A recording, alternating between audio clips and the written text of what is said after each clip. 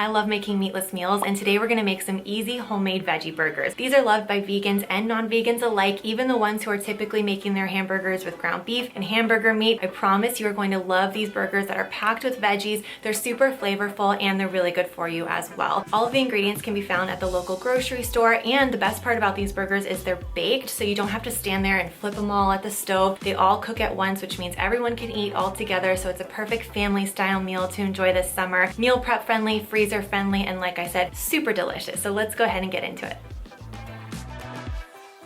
You may have noticed that veggie burgers can sometimes be a little bit soft or mushy in the center, and that's because beans and legumes are naturally very creamy. So one of the tricks I have to make sure that your veggie burger isn't going to be really mushy and soft is to bake the chickpeas for just 10 minutes while you prep the other ingredients. This will dry them out a little bit, kind of dehydrate them, and really give your veggie burgers a nice texture.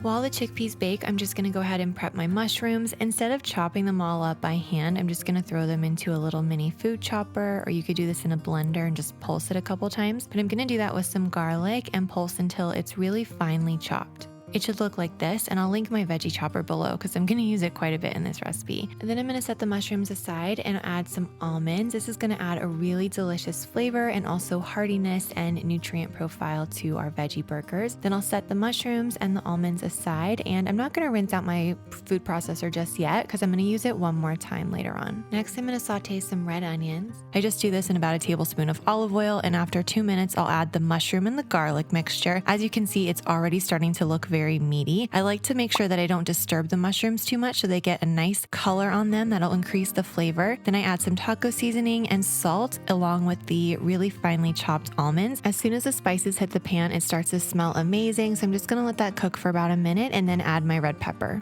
Another little technique that prevents the veggie burgers from getting too soft is to allow the vegetables to cook down. This is not only going to increase the flavor of the veggie burger, but it's also going to release some of the moisture that's naturally in your vegetables, like your onions, your mushrooms, and even in the pepper. So as this cooks, it's really going to release all of that moisture, and it will kind of dry up a little bit so that you still have these really flavorful veggies without making the veggie burgers soggy. There are a couple of all-star ingredients in this recipe that are serious game changers because they increase the umami, the richness, the savoriness, the deliciousness of these burgers. And anytime I'm making any kind of vegan meat, I usually rely on these staples because they just add a really lovely depth. So you can use them for this recipe, but you can also just keep them in your fridge. All three of these last a very long time, and you can use them to make my vegan meatloaf recipe, or if you're making a lentil loaf, or any kind of burgers or lentil taco meat, or really anything that you want to just be really savory and rich and delicious, you can use either one or all three of these ingredients, and I got them all at my regular grocery store. The first is tomato paste. Tomato paste is really concentrated, and so when it cooks in with the other ingredients, it's just gonna add a nice depth, which is really delicious. It's not gonna make the burgers taste like tomato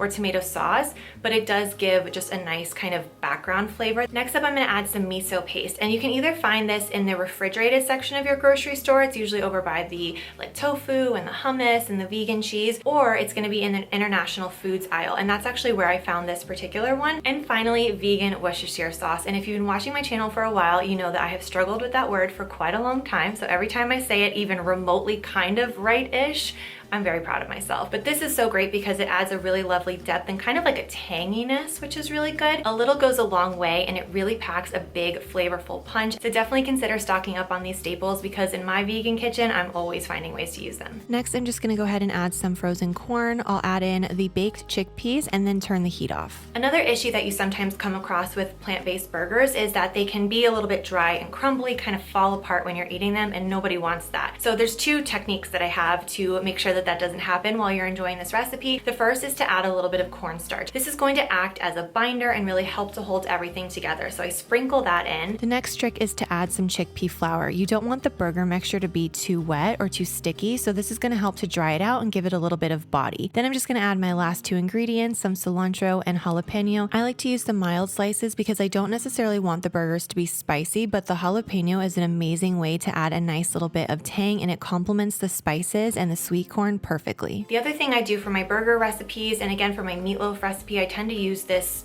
technique a lot is I will take a third of the mixture and I'll put it right back into the blender or the food processor, and I'll blend it until it resembles kind of a chunky hummus. You don't want it to be perfectly smooth, but you want it to become kind of a paste, and this is going to help hold everything together as well. A great trick for making perfect burger patties is actually to have damp hands. That way the burger mixture won't stick to your hands when you're trying to roll it out. I also like to portion out the burgers into 8 burgers before I start rolling, and that way they're all uniform and they'll bake really evenly and all be exactly the same.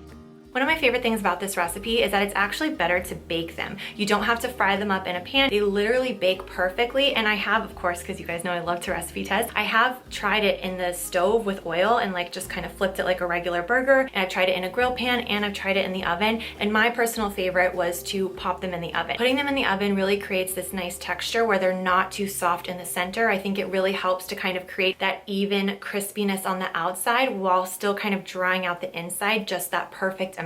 Then it's time for my favorite part, which is the assembly. I'm going to start with my hamburger bun, and I feel like a good hamburger bun really goes a long way. I'm just going to toast it in the oven for a minute or so and then add some guacamole. I love the combination of guacamole with these chickpea patties because you'll remember we have taco seasoning there. We've got onions and garlic. We've got 2 different kinds of peppers and cilantro, so it works really, really well with guacamole. I'm going to top it with pickled red onions, which are sweet and tangy, and they offer a nice kind of delicate crunch, and I love to top it with some cilantro for freshness, and this combination is so tasty, very summery, but honestly delicious all year round.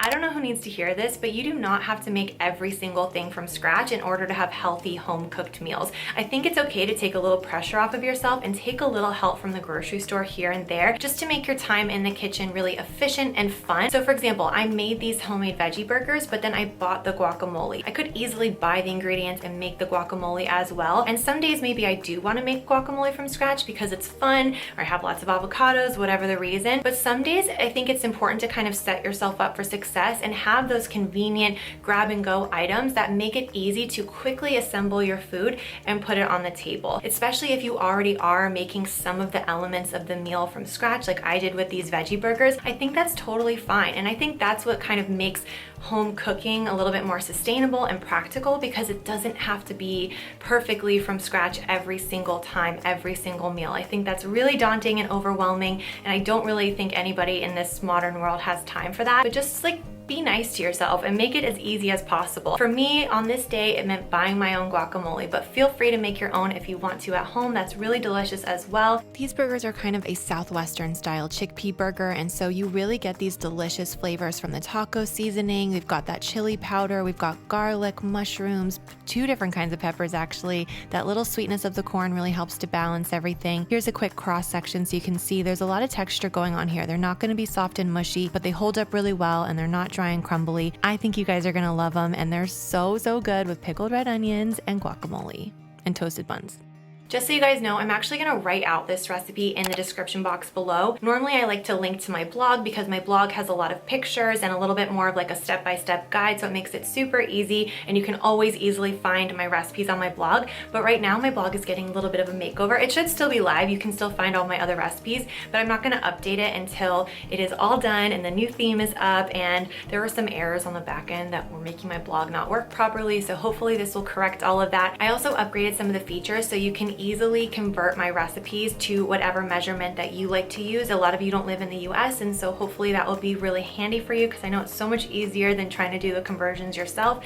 And if any of you have ever tried to like double or triple or quadruple my recipes, now you can do that with a click of a button, and all of the measurements will just automatically be multiplied times 2 or 3 or 4 or whatever you want. And hopefully that will be helpful for you guys as well. All of that will be implemented very soon, so stay tuned. But until then, I'm gonna go ahead and put the recipe in the description box below, all written out, all just kind of old-fashioned style. That way you guys can have it there until the blog is back up and ready to go. So I hope you guys enjoy this recipe. If you have any questions, let me know in the comments below. Subscribe to my channel if you're not already subscribed, and I will see you in a video very soon.